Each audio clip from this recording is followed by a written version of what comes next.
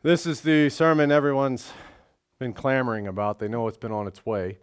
So this is, it's not a typo like somebody thought here. The title of the sermon is Coming Out of Babylon. So we're going to do some introspective thinking about this mode of coming out of Babylon that's gained popularity and has been popular for at least 50 years. So we've been looking into the book of Jeremiah and prophecies concerning end-time regathered Israel and its captivity under Babylon. And of course, you'll remember in those sermons that deal with this, we've linked John's visions in Revelation, and we understand that we, as regathered Israel, are under the yoke, under the control of the enemy system. And that enemy system is, of course, a religious, economic, political, and military world power known as Mystery Babylon. The world over, all right? Of course, last week we did conduct a short review of all of that, as well as drawing a few parallels between the prophecies found in Jeremiah and his words concerning the Israel of old and their captivity under that old Babylon, as well as our current situation at this end of the age. So you guys recall that's what we're talking about, and that's all gearing up for this sermon here. So this morning I'd like to address a fairly large controversy that comes up often. It does, and at least it comes across my desk, especially when Mystery Babylon or our current Babylonian captivity is discussed, because this does come up. Within the kingdom ministry, the subject of coming out of Babylon is often brought up, and it's a source of much confusion and an enormous amount of division within our ranks. And of course, that leads to a lot of bickering and fighting, and oftentimes cutting off of fellowship. It's sad, but that's where it goes. So I want to make it abundantly clear this morning, though, that I'm not personally attacking anyone here or anyone out there, and I'm simply presenting the truth. All right, and what does God say about the truth? It will set you free, right? Where the Spirit of the Lord is, there is liberty. We know that too, right? All right, so this message is not necessarily geared towards long-time listeners. I'm bringing this message up this morning for the benefit of newer listeners, younger listeners, people that did not know anything about this coming out of Babylon and why it causes controversy and why it causes such division. So I'm going to explain that to you and what this whole coming out of Babylon thing entails, because I'm sure you've heard it mentioned in the kingdom circles and maybe even in modern churches. Now, if you are thoroughly convinced about leaving, escaping, or sidestepping our current captivity by means of your own power, well, this sermon will certainly offend you. Yet I urge you to see it through to the end. You may end up learning something. And I'm not targeting anyone specifically. I want to make that clear. I intend to come under fire for this one. That's fine. But we read all about Jeremiah and how he ended up in prisons and wells and everything else. So me, like Jeremiah, I've got to say what I got to say. And if Pastor Reed has to preface a message in a manner such as this, well, you guys know it's going to be a good one. So I'm not known to mince words up here at the pulpit. All right, so here we go. Like I said, this coming out of Babylon is a cause of much division, and questions arise from it from all over the country, and they come across my desk. So we'll use God's word this morning in order to clear a few things up, and there will be a part 2 of this as well, all right? So first of all, what is coming out of Babylon? What do people mean when they say that? Well, in the world of Christian kingdom believers, it's the idea that we are actually under the control and captivity of Babylon, or Mystery Babylon, and that we as a people are to leave that captivity, usually by means of fighting the government systems in place, systems like taxes, finance, education, regulations, mandates, laws, etc., okay? I said world of kingdom believers because there are those out there who contend with the system who are not kingdom believers per se, though they are Christian.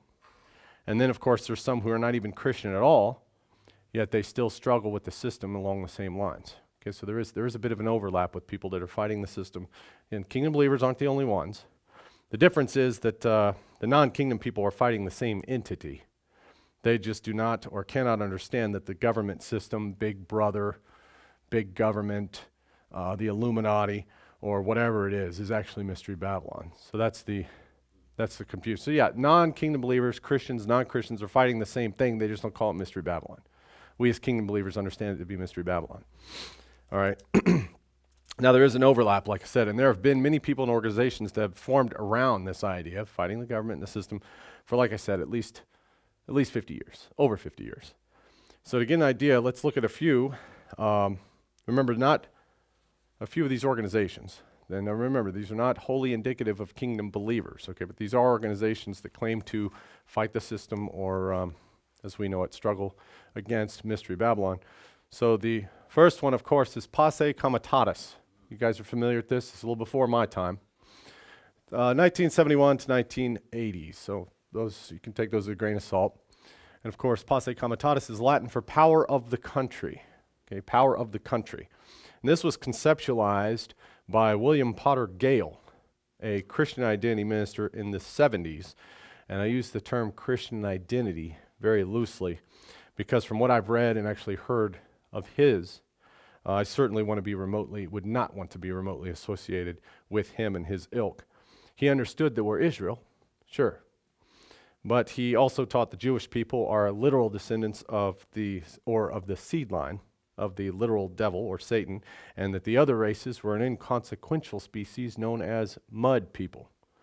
Okay, as a matter of fact, Sheldon Emery met him once and decided he would have nothing to do with him as well, so I would have to agree. And this, along with his anti-communist conspiracy theories, helped gain traction with white supremacist, right-wing protesters, and hard-right paramilitaries, like the Minutemen from the 60s, if you remember them. Hard-right paramilitaries. Now, it's very important that you understand that we as Christians understand that we're God's people, but there are people out there who are not Christian at all, and yet they understand this. Okay, so we are Christians as we know ourselves to be God's people. There are some people that understand they're elect, but they're not Christians. Okay? Very important distinction. And of course, that's why I don't preach race over grace. I don't preach that Christianity is a race either. And I know it's unfortunate. America's Promise is often thrown in with these types of people or groups. We usually are. But we do not preach race over grace here. It's ridiculous. Nor is it biblical. So Posse Comitatus is also closely associated with the proposition that the county sheriff is the only legal law enforcement officer. You guys have heard this, right? Okay. So I still occasionally get literature on that. And I'll show you this morning. Here's a 12-page letter that was sent to me about the sheriff being the highest law enforcement officer in the land. Now, this is not totally without merit, but here it's 12 pages back and front. And I've read a little bit of it. I haven't read all of it. But he quotes Articles 1 from the Constitution. He'll go and say, Roman Catholic law is admiralty law, not common law. That much of the United States legal system is based on Roman law. The federal government is privately owned. Then he quotes some U.S. code, titles such and so. He has quotes Black's Law Dictionary, which I actually have. Okay, just so you know, I have these books, and I have them right in my office. So here's Black's. Okay, this is the handbook, but it's Black's. I have the big one. Here's Black's Law Dictionary. I have the Federalist Papers. Okay, I've read it. The problem with this book is nobody reads the other half of it, which is the Anti-Federalist Papers. You need to read them both. Can't just run with this one. All right, I do have Jones Blackstone. Okay, I've got these in my office, so you don't have to remind me to read these. I've got Bouvier's Law Dictionaries. Okay, so in other words, anything from the political science 329s and Dewey Decimal, I've got it all. I haven't read them all, but I've got them. So yes, anytime I see Black's Law Dictionary quoted, I know that I'm in for an interesting and humorous read. Okay, because you know he's going to go with common law. The Catholic Church's absolute power is in Washington, D.C. Then he talks about the 10th commandment, of course. Common law, of course, because Black's was brought up. More U.S. code, quotes. And then, of course, the Catholic Church is all that's at fault. And illegals are being paid to enter our country and allowed to break our laws because the Catholic Church allows it, because Catholic Church is run in D.C., and D.C. does what the Catholic Church does. So it's all one big Roman Catholic conspiracy. All right, so in other words, if we could get enough sheriffs in the land to shut down D.C. and kick out the Catholics, we'd have the kingdom on earth. We just haven't elected the right sheriff yet. And he's got all these references to Black's Law Dictionary, U.S. Code, NATO, BAFTA, UN, CIA, FBI. I know. Somebody else sent me this one. It's a huge book. It's not, 190 pages of everything, replete with common law, Masons, the Illuminati, of course, the Khazars, the Nazis and UFOs, giants, reptile people, the NASA conspiracy, Masonic symbols and monoliths, the construction and architecture of Washington, D.C., and how it points to a secret government base. So like I said, I do get these things. Pastor Reed's read his fair share, okay? And of course, no conspiracy theory is without serpent people. Okay, so there's the reptile people. He did not leave any stone unturned. So when I quote this, I want to let you know when you write me this morning or tomorrow after you've read this and you get a little convicted. I have read these things. You don't have to remind me. Just let me know. Ask me if I've read them. It's probably already on my desk. So, like I said, if we could just have enough sheriffs in the land, we'd turn this nation around. Forget God's law. Forget what he said. It's the sheriff's going to make the country great again. All right. So we need to stop the Catholic Church in their tracks because it's the Catholic Church's fault that the illegal aliens are in this nation. It has nothing to do with the prophecies we've already read in Joel about the locusts and the cankerworms and all that, right? God said he'd send them in. Okay. So that's just the Catholic Church and the sheriff. That's not what this book says at all. All right. So anyway, Posse Comitatus is closely aligned with the John Birch Society. Okay, you know about them. Its tenets are a staple within this movement. Okay, the John Birch Society, and of course now, you won't find Posse Comitatus mentioned much anymore. It's now called the Patriot Movement. It's an umbrella term, really. Now, Pastor Emery was actually part of the John Birch Society, right? He was. Oh, and so was one of our congregants here. Now, Pastor Emery was part of them, but when he understood the identity of God's people and their location, he spoke up about the futility of focusing all of their attention and resources on fighting communists and the money system. And assuming that was what would fix the nation. Of course, after he spoke up who the real enemy was and God's sovereignty, he was promptly kicked out. Oh, and Colonel Jack Moore. So yes, and good thing too.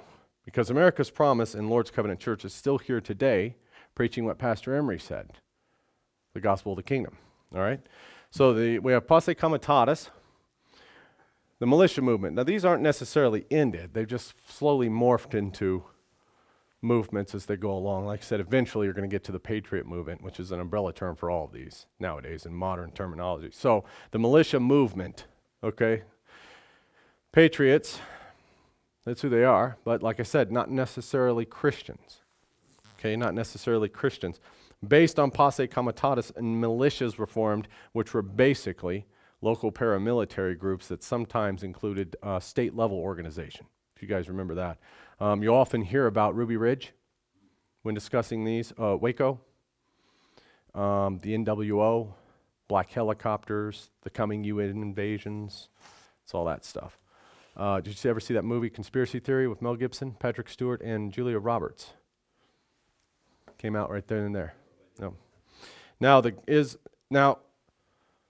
you'll hear about this stuff. Now, is the government, when it comes to Waco or Ruby Ridge, now there will be some things I cannot say online. Okay, I want you to understand that. I have to dance around a little bit because I will get banned from live streaming. So, when you hear about Ruby Ridge and Waco, right? So was the government wrong? Yes. Yes, they messed up big time in those situations. Does the government system infringe on our God-given rights? Yes, we know that.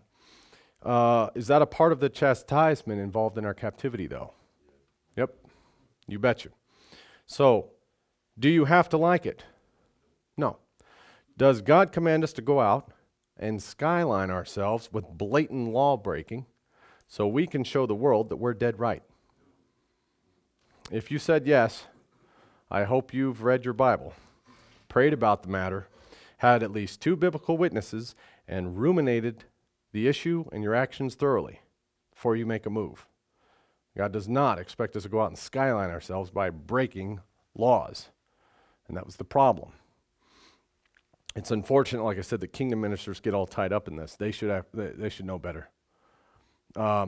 People like Lewis Beam and Richard Butler are always brought up. And you know, it's always America's Promise that gets tied up in that. And before you know it, we're an Aryan nation, we're an Aryan Brotherhood church. We always get tied up in this. And our Christian congregation here, who I can vouch for personally, they say that the congregants of America's Promise, like this church, because we're always mentioned in the same breath as these extremists, then that makes all of us extreme white racists and militant separatists, which we're not. And of course, that's just all a part of the captivity we're in. But I don't get bitter and dwell on it. And my church here, you guys don't either. You understand, we have an understanding about it. Now, this movement here is also sided with the 95 OKC Federal Building. You remember that? Apparently, allegedly, it was a revenge for what went down at Waco. Okay? Like I said, I can't go too far into that because of guidelines. So keep in mind, there are a few ideologies now within the movements and these organizations that overlap even with our own here. So, some are biblical even. I agree. Some of the tenets are biblical, right? Even things like the Tea Party. I agree with some of their tenets.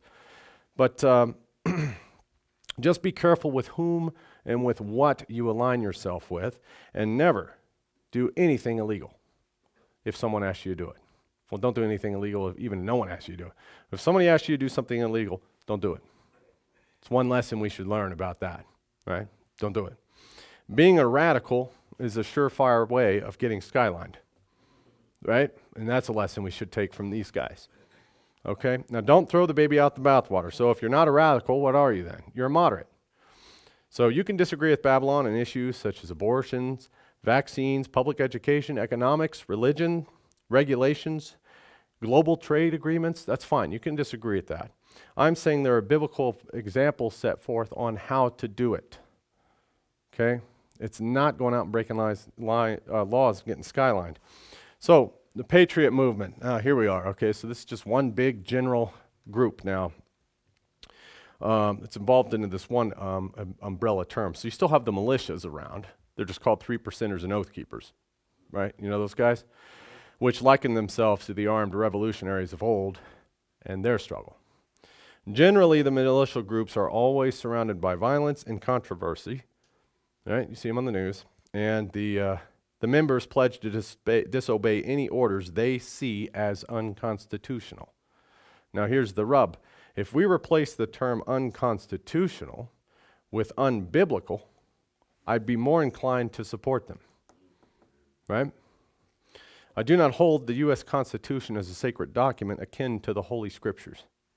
I don't do that. And this mode of thinking is folly, and it's the reason why I'd probably be booted from the John Birch Society myself, wouldn't I, for that kind of thinking. And the Tea Party and other similar organizations. The Constitution has had its date. Now, we're not going back to that. I hate to burst your bubble. If we go back to the Constitution, we'd be backtracking as it is, right? No, we're going to move forward into what? The kingdom, right, which revolve around God's laws, right? Okay, so our current situation that we're in right now, today, is actually outlined in the history of our people. Perfectly outlined in the book, which we will come to later. Okay, which we will get to. Because our situation today is exactly found just like it was in Israel of old. And when we read that, it will shock you. All right, now throughout all of this, we have a group of people. We have a group of people throughout all of these movements, organizations, whatever you want to call them, throughout this whole fighting the system Babylon people, you have spread out another group of people who are both Christian and non-Christian. Some are kingdom believers, some are not. And what are these people called? Anybody know? Sovereign citizens. Sov-cits, right? You heard of them? You ever seen one of these license plates? Right? Lawfully, no driver license or insurance required. not for commerce use, private mode of travel, peace on earth, goodwill towards men. Right? So that's a sovereign citizen. What's a sovereign citizen? It's a group of people that believes that their version of the law, which is usually a combination of Christian scripture, English common law, and the U.S. Constitution is the true law, whereas the legal system as we know it is not. Okay? Therefore, they contend that they do not have to pay taxes, that they're not subject to most laws, and they're not U.S. citizens, or citizens of these United States, as they say it. All right? They usually have no license, including a driver's license, or social security card, or birth certificate. These are the guys you'll see on the YouTube videos getting tased, roughed up, pepper sprayed, all right, and arrested. Actually, if you go on YouTube, A&E, remember that channel, Arts and Entertainment? A&E has a 40-minute compilation of them getting owned. Okay, I watched it. Tragically, the initial offenses that are getting pulled over are minor and usually dropped or dismissed. Then they're slapped with the more serious charges that result in jail time. Usually it's, assaulting a police officer, resisting arrest, like those, contempt of court, that's a big one, you see them. And anyway, so they'll get pulled over for a minor offense, fight the system because they're a sovereign citizen, get slapped with more serious charges, and then they usually end up with jail time because of it. Talk about out of the frying pan, right? And over what? Over what? 9 out of 10 times it's a driver's license issue. In Idaho, 8-year driver's license costs you $60. That's $7.50 a year. Okay? Or you can just save your $60, drive around without it, and then get hit with a $150 fine the first time. And if you're good at math like I am, $60 is less than $150. Okay? By more than half. If you get it caught a second time as a sovereign citizen driving without a license, it's $300. Okay? And then a third time is $1,000 and a year in jail. To save $60, I guess. Anyway, watch these videos. Seriously, go watch the fail videos of the sovereign citizens. I challenge you to try not to laugh. And like those try not to laugh challenges with the fails. All right, do that for me. That's your homework for this week. Speaking of fails, and this is a strict departure from my sermon, but you guys ever watch America's Funniest Home Videos back in the day? You remember that with Bob Saget? All right, came on like what, every Friday night? Friday night, something like that, because Sunday night was Wonderful World of Disney. But anyway, modern fails are what we have now in place. And I always tell my parents this, that we'd watch America's Funniest Home Videos, and we watch all this stuff. We'd watch somebody get hurt or somebody fall or pratfall or something, and we'd laugh at it. And so I grew up laughing at people, falling and stuff. Well, now we have fails, and I'm confused about the whole thing, because you can't laugh when somebody gets hurt, but we have fail compilations. Now I fell last year at the Walmart parking lot on some ice, and I tell you, it was a funny fall. It was like upended fall. I had some pop-top Vienna sausages with me. They were chicken. I fell so hard the pop-top popped.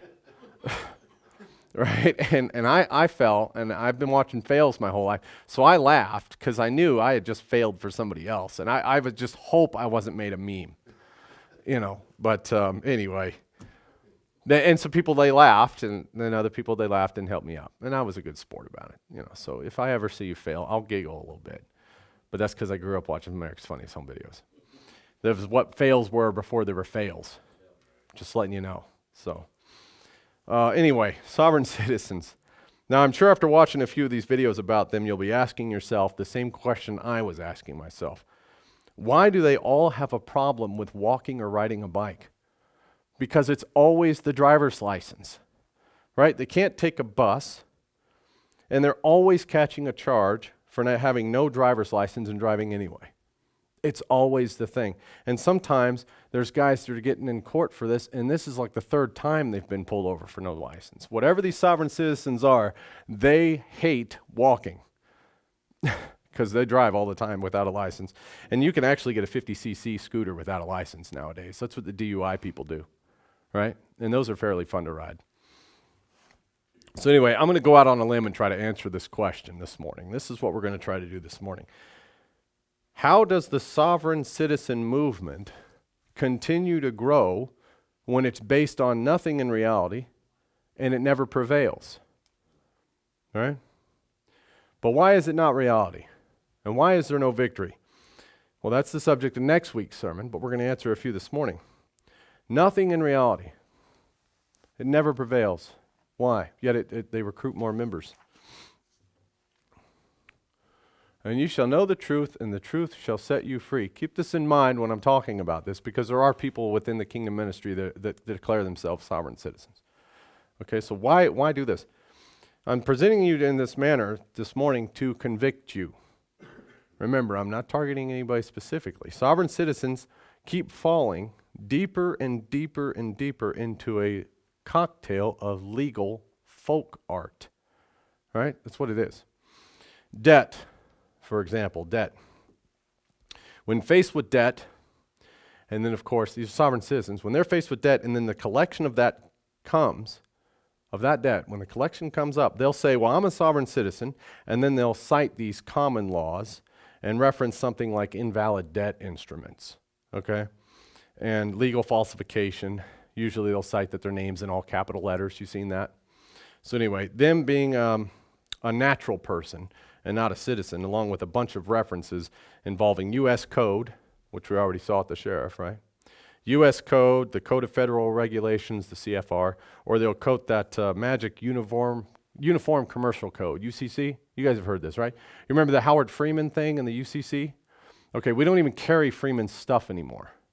I don't think we ever carried it, but somebody put our phone number in one of his books, and everybody calls us about it. We don't carry that because it was all baloney, this UCC stuff. Okay, yeah, it was popular, and it gained some traction, but sovereign citizens, when faced with debt, will quote all these UCC codes and regulations, admiralty laws, okay, like that, all in an effort to do what? Get out of the debt, right? In other words, not keeping your word, right? So what is credit anyway? What's good credit? Well, your yes is yes, right? Think about it. That's what good credit is. So a contract or agreement is something you enter into when you say, I will pay such and so for this good or service rendered. Right? So biblically, trying to disannul that agreement, biblically trying to adulterate that contract that you entered into is theft. It's theft. Bearing false witness is also brought into the mix. Think about it, because you've just lied. So you make good on your end as a Christian, even if it hurts, because that's what Christians do. You act like a Christian even if the other party doesn't act like a Christian, or if they're not a Christian. And that's biblical. Okay, so when you enter into a contract, I don't care who it is. You could be going to the dentist. Okay, let's say you're going to the dentist. I agree to pay such and so money for the service of you, what? Give me a root canal. And then you run out on the debt. Well, you've not upheld your end of the bargain, right? You see how that works? You've entered into a contract, an agreement between two parties. Now, this is an agreement. This is a transaction. So not necessarily a binding contract, but you still are required as the Christian to keep your word. Here's an example. Genesis 23, 13 through 17. I know you probably can't see that, but I'll read it for you. And he spoke unto Ephron. Now this is Abraham. And he, Abraham, spoke unto Ephron in the audience of the people of the land, saying, But if thou wilt give it, I pray thee, hear me, I will give thee money for the field. Abraham is going to buy land so he can bury his wife Sarah on it. And he's gone to Ephron, the Hittite. The Hittite. Now, does Hittite mean he's a racial stranger? I don't know. Does Hittite mean he's a non-Christian? I don't know. Could be both, could be either. Could be neither. Well, listen up. But if thou wilt give it, I will pray thee, hear me, I will give thee money for the field, take it of me, and I will bury my dead there. And Ephron answered Abraham, saying unto him, My Lord, hearken unto me, the land is worth 400 shekels of silver, and what is that betwixt me and thee? Bury therefore thy dead. So what's going on? Abraham says, look, you've got some land I want to bury my dead on. And Ephron's like, well, it's only worth 400 shekels. But that's nothing between you and I. We're friends. Go ahead, just bury your dead there, free of charge. But look what Abraham said. And Abraham hearkened unto Ephron, And Abraham weighed to Ephron the silver which he had named in the audience of the sons of Heth. So here is witnesses, very important. 400 shekels of silver, current money with the merchant. And the field was, in the field of Ephron, which was in Machpelah, was before Mamre, the field and the cave which was therein, and all the trees that were in the field that were all the borders round about were made sure. Were made sure. So Abraham is a transaction here, right? Ephron said, no. Christian or not, racial stranger or not, he said, no, it's nothing between you and I. We're buddies. Just bury it. There'll be a verbal agreement between us. Bury your dead there. Abraham said, no. In front of witnesses, I'm going to count the money out. I'm going to make sure you have it. And then the land transaction will be made sure. Because as Christians, that's what you do, right? And of course, you had witnesses because they didn't make receipts out to anybody back then. But this was a legal transaction, and he did it that way, and you're to do that as Christians. Even if the other party isn't Christian, you still pay them full price. You don't cheat them. All right. So you act like a Christian within Babylon. Isn't that what Jeremiah told us to do? Which means when it comes to debt, transactions, money, your yes is yes. Your yes is yes. Before you sign on the dotted line, read it thoroughly. Now, when these people, of course, another one, it would be, do you remember Jacob and Laban? Remember those guys? Jacob was not a Christian employer, or Laban was not a Christian employer, was he? No, he didn't treat Jacob very well at all. Jacob, did he wrong him? No, he was a Christian. I know some people argue that, but he did the right thing when he was mistreated. Now, when the sovereign citizens, when these people cite the code, the CFR, the UCC, it's usually in order to get out of their bills or obligations. And this usually happens. So this is really what happens when it all goes down, all right? So the debt is written off, right? They're going to fight it, then the debt gets written off. Not because they beat Chase or City Financial or Wells Fargo, like they'll go home and tell their little buddies, but in the eyes of the institution, it's cheaper to write the debt off as a loss rather than fight it, okay? Now this is when they run out of their bills, when they run out of debt, or run out on a bill. That's because the average recovery on defaults is pretty low. So you only have to incur something like $500 in labor costs before collecting $5,000 isn't worth it. You see what I'm saying? That's why they write off the debt. It's not that the guy beat the system, but they'll tell you they beat the system. And then, of course, they write off the debt, and the sovereign citizen gets online. He posts a video of himself saying he beat the system. He beat the financial system. Did he get away with it, though? Nope. Why not? Because no matter what, their credit report under the Consumer Financial Protection Bureau isn't adjusted. And the institution will generate a 1099 and report the charge-off as income for them. So even though they say they won, when they get audited, now they have to fight the IRS, right? And of course, you reap what you sow. You reap what you sow. So walking out on money owed is theft, no matter which way you slice it, according to Bible law. And I'm sure they'd change their tune if they were actually dispossessed of the good or service rendered in the first place. Can you imagine that? I'm not talking about car being towed off. What if they owed money on that recliner they always like to sit in, and they just came and took it? You bet they'd run to the bank, grab a loan, right? Their car, their water heater. What about that root canal? Or that heart transplant? If they started dispossessing them of the good and service rendered, they'd probably change their tune and not fight the system. Or those sweet Christian Dior sling back pumps. Those are trending, by the way. Anyway. They came and actually took the thing. So if I charged my card at Macy's and had all the coats and all the suits hanging up in my office and my closet, and I decided, you know what, I don't have to pay that, and I just run out on the bill, then I need to take everything I purchased with that card back to the store, because if I keep it, it's theft. That's a problem. Taxes, big one. I've had people actually walk out of the church because of this one. Taxes. As a citizen, it is your responsibility to make sure you're receiving and paying your tax bill, particularly property taxes. Okay, now you can cite law dictionaries, and there's even people that go and move their mailboxes so that they can't receive the letters. Some lunacy like that. And then they enter appeals. They end up in years worth of struggles and costly court struggles and stuff and court dates. In the end, it almost always ends up that their properties are taken in a piecemeal fashion anyway.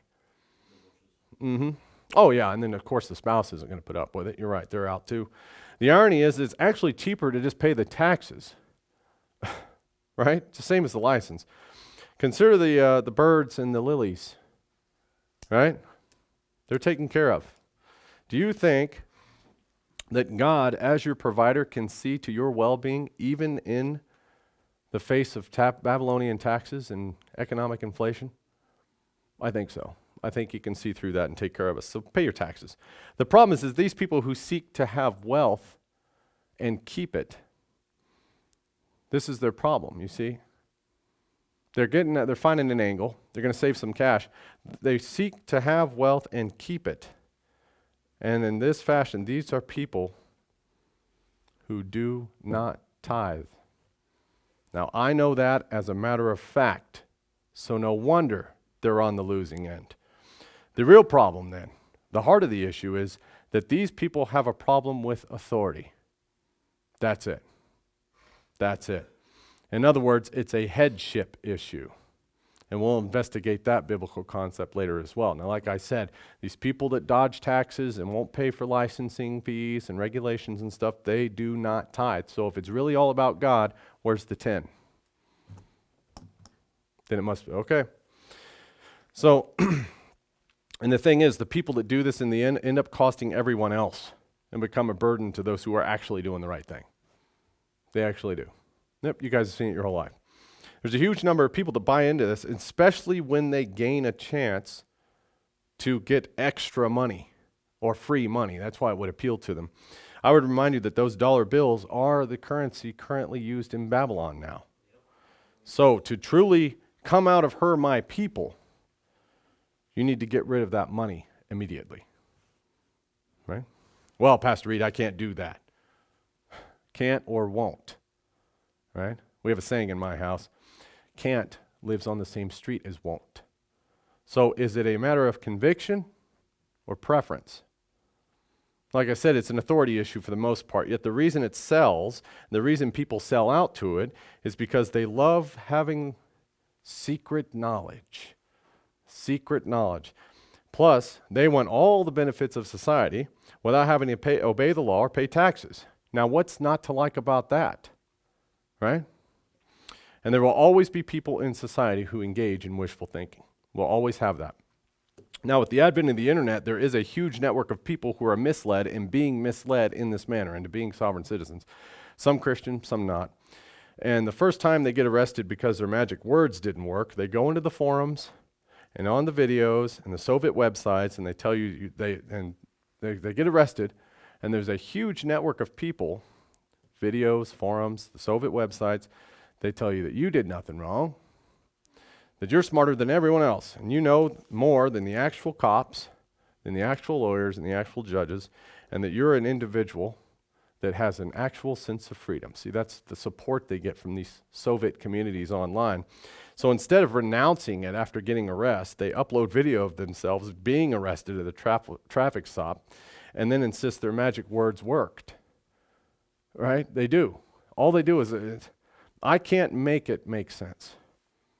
I can't. And nearly all of the videos end with them being arrested. Right? It's a costly and vicious cycle because they'll use their failure. This is where it gets crazy. They'll use their failure to prove that the corrupt cops arrested them and then put them in front of a corrupt judge. So, of course, they lost. Right? And, of course, that only serves to embolden them. And they won't turn away from it. They just won't. Why won't they, after being arrested 3, 4, 5, 6 times, why won't they turn away from this, Reed? Why is it, like I said, I can't make it make sense. I'm going to try.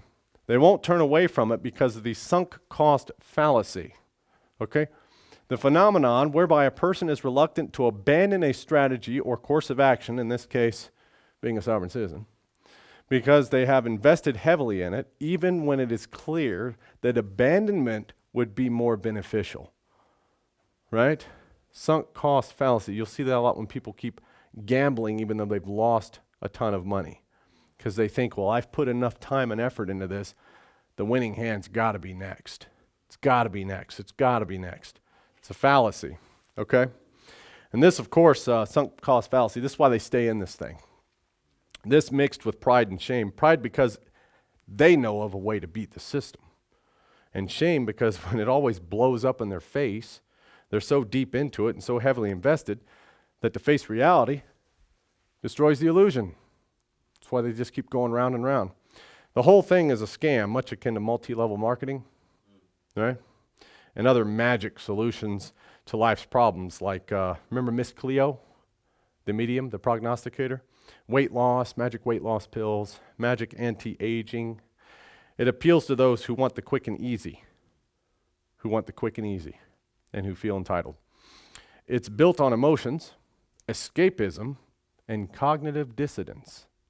Always been Israel's problem, really. It appeals to people who are running out of options or that sadly don't know of any other options. And people in jail or prison pick it up pretty quickly as well, as you can imagine, because someone comes along with this snake oil of a cure for all of their life's problems. That's why people keep going into it. That's trying to make sense of why people actually join the sovereign citizen movements, why these movements are actually gaining traction. But instead of dealing with the consequences of bad decisions, they can just quote some goofy, invalid laws from however many years ago out of context in order to justify cutting corners or breaking the law. That's all these videos are about. They'll go round and round in the courts for years and years, and it costs them time and money and their families, right? But there's that one time the prosecutor didn't show up, and they'll say they beat the system. That one time, right? So you've got the, all in the name of what? All in the name of what? Well, it's about obeying God rather than men, Pastor Reed. Didn't you read what Peter said? Right? That's what people tell me. That was found in Paul's visions, I know. Obeying God rather than men, that's what Peter was talking about. That's what people will say to me when I'm like, that's ridiculous. But like I said earlier, it's a fact they won't tithe the $6 for the $60 they saved on the license. Right? They won't tithe it. They won't tithe it. So it's about God, huh? Okay. No, it really comes down to the fact that no one's going to tell them anything, especially when it comes to their money. They want their money, and they want to spend it on what they want to spend it on. Remember those, it's my money and I want it now commercials? J.G. Wentworth, right? Yeah. They want their money, and they want to spend it the way they want to spend it. God's not going to tell them what to do with it. The government's not going to tell them what to do with it. Pastor Reed's not going to tell them what to do with it. And having to pay taxes, registration, mortgage, insurance, tithe, and all the other hallmarks of adulthood get in the way of that. Right? I know. It's sandbagging. In the service, it's called sandbagging. Anyway, now I know, it's not always about saving a buck. I know. They actually partake in schemes like this because there are ministers, even kingdom ministers, that spin it in such a way that it seems biblical. And they'll use hand-picked verses. They're almost always out of context and therefore used erroneously to preach about how they're supposed to get out of Babylon and how no man can serve two masters. Right? You've heard these pastors say this thing and all that. And I'll use the driver's license thing because it's an easy one. It's always a go-to. I've actually heard it preached that if you have a driver's license, then you're serving Babylon, and God says, come out. Right? In order to justify a multitude of disconnected legal concepts, they'll quote a Supreme Court case from the 1800s involving a woman who wanted to travel to Connecticut. You heard about this? Okay, this is why they don't have driver's licenses. So this woman in the 1800s wanted to travel to Connecticut where her children were, and she wanted to set up a house there. She was denied access to Connecticut because she didn't pay taxes there, so the state felt like she'd be a burden. Well, the Supreme Court ruled that citizens have the right to travel within the United States unencumbered. Okay? Sovereign citizens see this as a loophole and cite this ruling in almost every traffic stop and traffic violation, and it never works. They usually end up with bigger fines and in bigger trouble rather than just having the $60 piece of plastic in their wallets. That's what they do. So that's the driver's license thing, So they'll say, no, you can't have a driver's license, come out of Babylon. So if you're going to drive without a driver's license, cite this 1800 Supreme Court case, this precedent case that never works, And instead of just saving the 60, you're going to be slapped with court costs, maybe jail time. All right? Now, if that's your thing, and you want to do time for it, be my guest. We have people that live on my road that don't have licenses, and they're the worst people to get behind because they're always following the speed limit exactly. Right? And one of my buddies that lives up the mountain there, I'm like, why is that? And I knew the car, and I was like, why is this guy, he's a Sunday driver. He's like, oh no, he doesn't believe in having a license.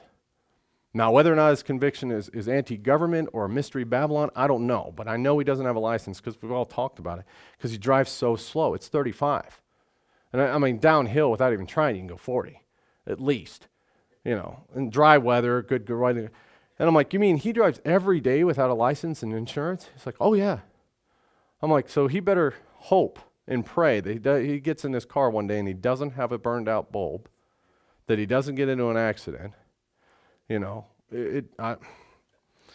if that's your thing, be my guest. You get arrested for it, I'll come visit you, and I'll use that little payphone on the other side of the glass from you and ask you, and when you ask me how it is on the outs, I'll say, oh, it's awful. I had to spend $60, a whole $60 on a driver's license, and now I can go to the store and get a Mountain Dew. Now, you'd hate it out here. Better you spend that $60 on filling up your phone card, buying stamps and squeeze cheese from the commissary, and waiting on your Monday night chicken tray. So you just go ahead and stay in there. And if that's your thing, fine, do it. Leave the critical thinking to the rest of us. Every year there's a new loophole, a new snake oil, a new silver bullet, right? Every year there's one. And people fall for it over and over and over again with nary a victory.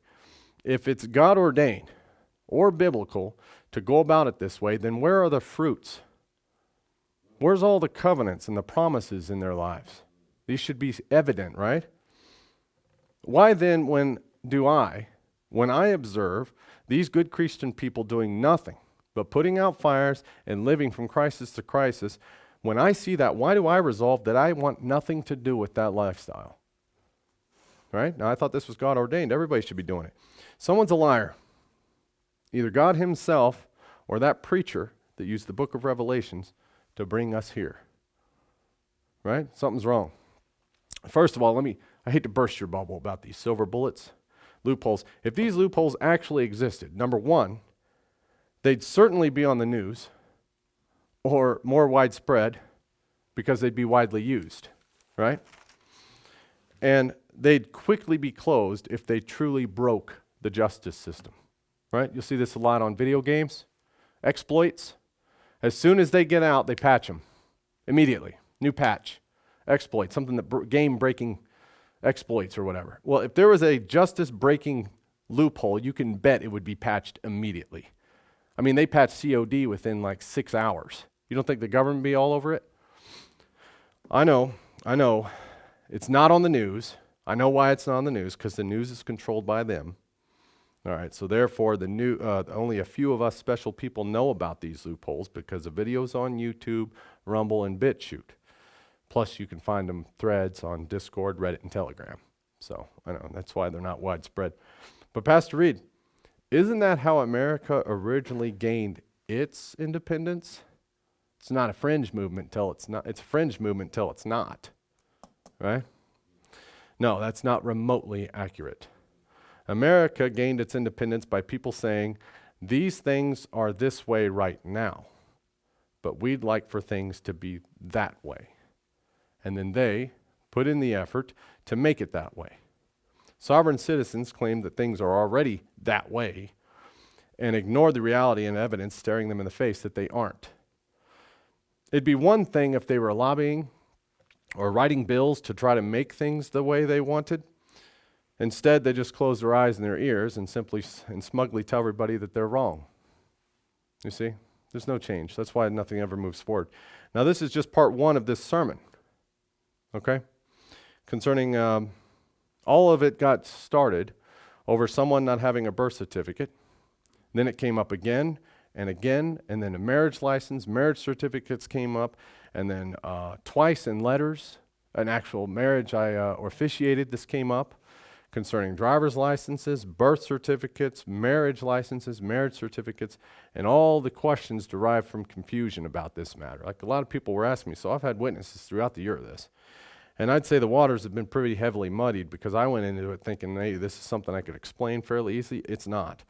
And from what I've read and seen, it's worse. What concerns me is that this belief in this has adversely affected people's lives, right? In horrible ways. And in some cases, people have made decisions for them, right? So I know personally several people whose parents never got a child of theirs any birth certificate or vital record of any kind, okay? It didn't have anything to do with Western medicine.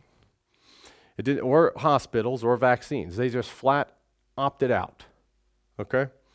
Nothing wrong with home births or free births or midwives or doulas or anything like that. We've had a few at my house. Nothing wrong with that.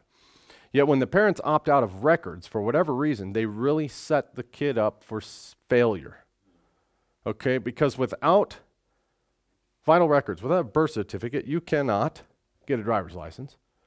You cannot get a passport. You cannot enroll in school of any kind. You cannot apply for benefits. You cannot get insurance, health, dental, vision. You can't get a job unless it's under the table.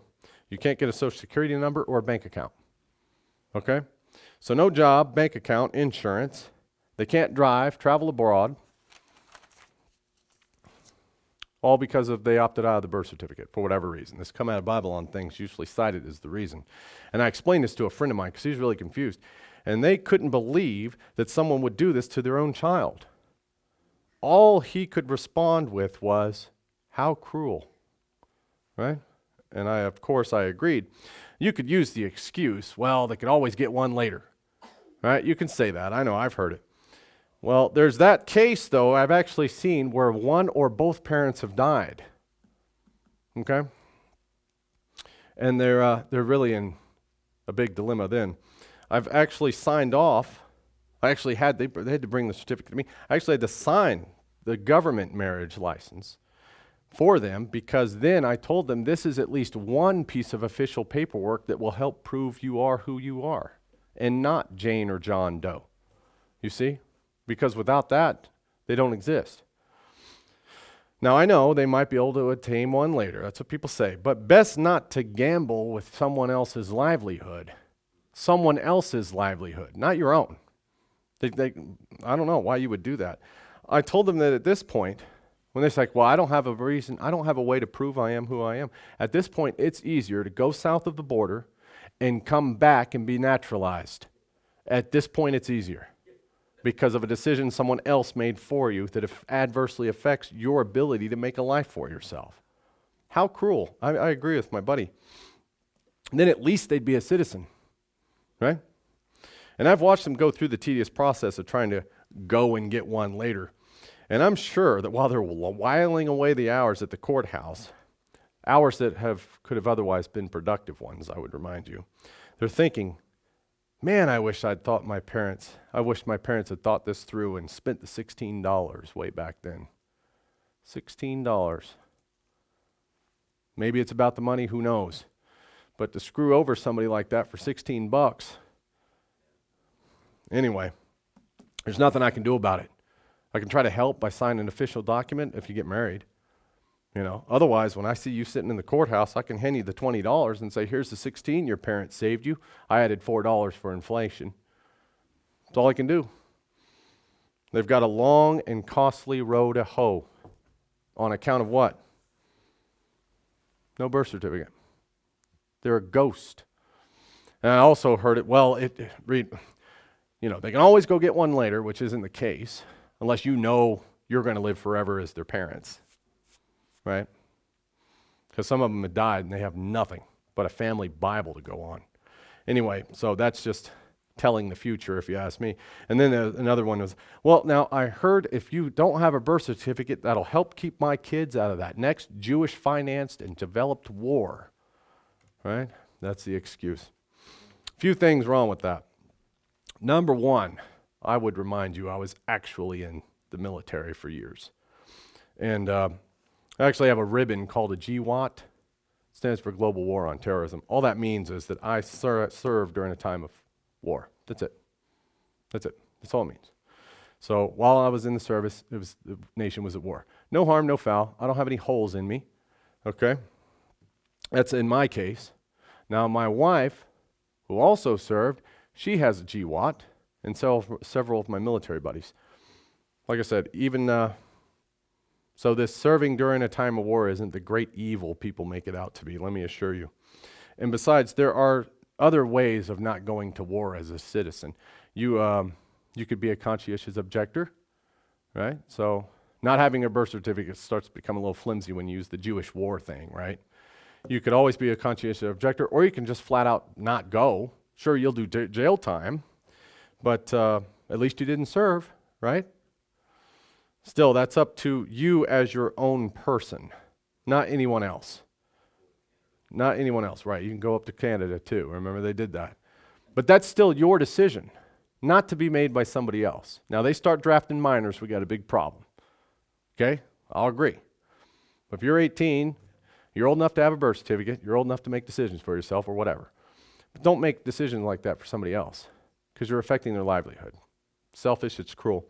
The Jew war excuse is really flimsy because it's based on a really big if.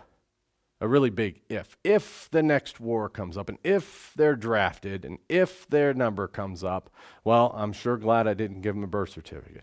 That's a really big if to gamble someone else's life on. Like I said, the Jew war excuse, if it happens. But when your child needs a job, when they need to drive, when they need a dentist or a doctor or eyeglasses, when they need a bank account, when they need to rent or buy a home, they've been impaired by a life decision made for them. Birth certificates. Like I said, I can't make it make sense. For $16, when you've made someone else's life harder, that's when it stops becoming a joke to me. All right? You've messed with another person's ability to live and thrive. Anyway, now the marriage license thing's along the same lines. If you're fortunate enough to have a birth certificate, yet you neglect an actual marriage license, the only thing you're doing is you're going to undermine anything you could have joint ownership of. And I warn couples about this. It's fine. We have the covenant marriage certificates as well as the official documents for the government for marriage license. So we have them both. And it's totally up to you guys as adults. Like I said, I don't believe in making decisions for people. Okay? Anyway. I did warn one couple. I said, now listen, you guys aren't obligated to get this license from the government. You're not. And I'll do the marriage either way. It doesn't matter. We're kingdom minister. Because I recognize what marriage is. I really know. But I remember, I said, however, I would warn you to use a certain amount of discretion when making this decision, because you cannot be legally listed as next of kin, which I've seen bar people from hospital visits. Think about it. Without the piece of paper, how do you prove you're married to them? How's the people in the ER know that you are who you say you are? Other than an acquaintance. You see, when you get married, you change your last name. Boom, that's me. Easy peasy, right? All right. You can't be listed as next of kin in an emergency. And I've seen visits revoked on those grounds. Because otherwise, anybody could just stroll into the ER, say they're my mom or dad or husband or wife, right? Maybe it's an assassin, who knows, right? Not to mention, there's no legal benefits that can be shared jointly. Okay, like insurance, tax breaks come to mind, 401ks, pensions, etc. If you buy a house or a car, and if either one is in one or the other's name, if they die or leave, you have no way of proving that any of those possessions belong to you, because they cannot be jointly or legally shared, you see, without the marriage license. So, of course, there's no legal recourse. Okay, if the husband dies and all the stuff was in his name, if they never got a marriage license through the government, the surviving spouse, has no way of proving that they're their spouse in the first place and that the car is actually half theirs, right? And that's a good thing. Because if it didn't happen, that means anybody could come up to me, claim to be my wife, and drive my truck off. Right? That's why it's there. Think about it. They could just come right into my house and cohabitate, use the common law excuse. And they come in and say, oh no, I'm your wife. Well, I don't see a marriage license. You're not my wife. And then they've got what? Squatters' rights? All right, whatever. All for what? I don't know. I've seen the surviving common law spouse, okay, when they do this, I've seen them lose everything and have to start from 70, at the age of 70 from scratch. Everything. Why? Where'd it go? Went to probate. Instead of retaining the assets that they built together, they lost it all to probate on account of what? Not having a $30 piece of paper. I'm sorry, it's not $30. It's $28 if you use cash, and $29.84 if you use a card. In my haste, I rounded up to the nearest 10. Do these situations give rise to any notions of the blessings and the rest that we as Christians are promised to have? I look at people who have done these things in their lives, and it's nothing but heartache and stress and strife. Now, if this is really what the Bible teaches about Babylon, then why aren't all of us doing it? Riddle me that. One, why the division about it in the first place? If this is really what the Bible says, then why do we have people in separate schools of thought that bicker about it? Right? If it's as plain as they say it is. Oh, God instituted blindness. I know, I've heard it. It's stubbornness, really. Don't forget, God did blind some of our Israelite kin, but they are stiff-necked peoples. And we've had a problem with money all down through the ages. I would remind you, if it's God's will that we go about it this way, then why all the suffering? And you can put your martyr card back in the deck. Okay, because I've heard that one. I've already heard people say, well, Pastor Reed, we live this way, and the reason we are this way, we're supposed to be a burden to people by not working or not paying our taxes, and we're supposed to suffer like this because, well, that's the lot of Christians, to be in one disaster after another, barely making ends meet, because God's teaching us lessons. He wants to teach us humility. I've heard it. God wants us to be destitute year after year after year. That's what God wants us to do, because that's the lot of a Christian. Yet when I read my Bible, I find that those are marks of disobedience. Those are curses, not blessings. Something is wrong here, folks, right? Because I read about promises and blessings and the rest and the joy that it is to be Christians and lead a Christian life, not this horrible drama. What did King Solomon say to us as Christians? If you obey God's law and do what he says, you will what? Be able to pay full price and have excess to share. Isn't that what he said? Pay full price. What's that mean? Pay your tickets maybe. Pay your debts. Pay your taxes. You act like a Christian, you'll be able to pay for everything, and you'll have excess to share. The people that live the other way, in disobedience, have nothing to show for it, and they're always a burden on the others who actually do the right thing. They're always the one looking for handouts. So what's wrong? Now I know, this was quite a lengthy sermon. I know it was. It actually sets up next week's message, though, rather well. So think on these things.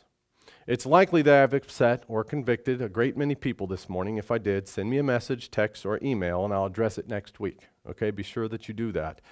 Don't send a handwritten letter, though, for two reasons. One, it's likely it'll arrive too late and I won't be able to get it in the sermon. And two, lest we forget, you pay 73 cents to support Babylon every time you send them a letter in. All right? So, and that's only if it's an ounce or less. So if you have a really long letter, just email me and save Babylon the 73.